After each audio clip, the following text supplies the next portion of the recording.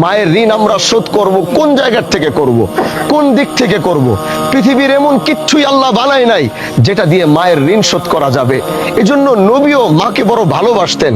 তিনি একদিকে বাবাকে যেমন হারিয়েছিলেন, আরেকদিকে মায়ের আদরটা যখন পাবে, অসহায় মা, টাকা ছিল না, পয়সা ছিল না, মুহাম্মদকে কিভাবে দুধ খাওয়াবে, মুহাম্মদকে কিভাবে লালন করবে, দিয়ে দিয়েছিলেন মা হালিমার কাছে। তারপরও নিজের বুকে রাখতে পারে নাই অসহায়ের কারণে, দরিদ্রতার কারণে। তারপরও যখন ফিরে আসলো, ফিরে আসার পরে যখন আব্দুল্লাহর মায়ের দুনম আদর যখন তিনি পাবে, তখনই তার মাও আল্লাহ নবীর থেকে বিদায় নিয়েছিল।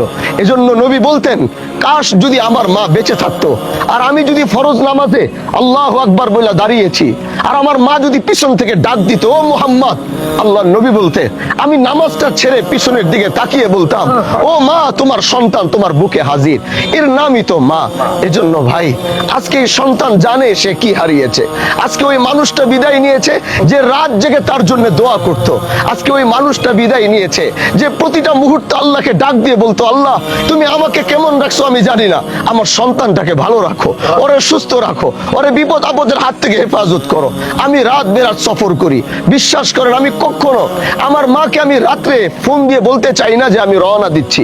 কখনো বাসায় আসতে আমার 2টা বাজে, 3টা বাজে, কারণ আমার মা যদি কোনো রকম জানতে পারে যে রাতে আমি রওনা দিয়ে দিছি, বিশ্বাস করেন আল্লাহর জাতের কসম করে বলছি, সেই রাত্র 3টা বাজে এসে দরজার সামনে দাঁড়াইলে যদি দেখি সে দরজা খুলে কেউ দাঁড়াইছে, ওইটা আমার মা। আমি জিজ্ঞাসা করি, মা এই রাতে তুমি কেন ঘুমাও নাই? তোমার তো ঘুমানো দরকার, তুমি ডায়াবেটিসের রোগী, তুমি প্রেসারের রোগী, তোমার হার্টের সমস্যা, তোমার তো রাতে ঘুমানো দরকার।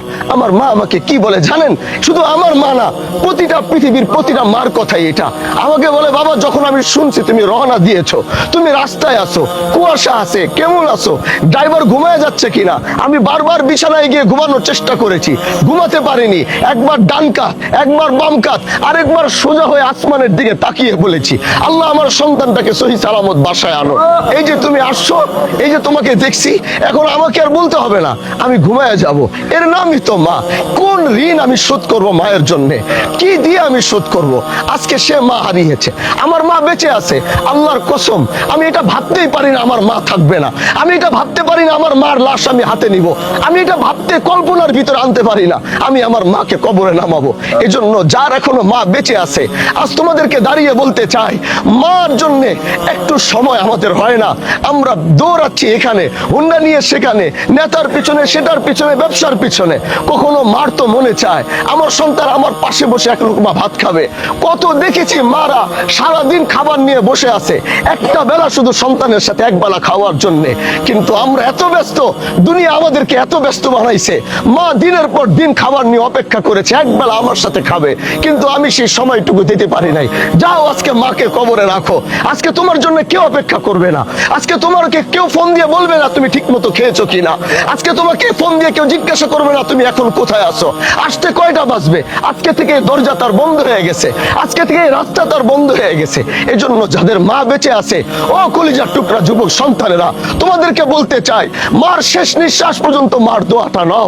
আমি দেখেছি, আমি মাদ্রাসার বাচ্চাগুলাকে দেখেছি, মাঝে মাঝে ওদের পিছনে দাঁড়িয়ে আমার শুনতে ইচ্ছা করে, এরা এত কান্না করে কেন? পিছনে কান দিয়ে লাগিয়ে শুনতাম, তারা চোখের পানি ছেড়ে শুধু এই দোয়া করে, আল্লাহ আমার মাকে মাফ করে দাও, আমার বাবাকে মাফ করে দাও। আজ আমাদের মা বেঁচে আছে, মায়ের এই নিয়ামত যতদিন বেঁচে আছে, এই রহমতটাকে কাজে লাগাও।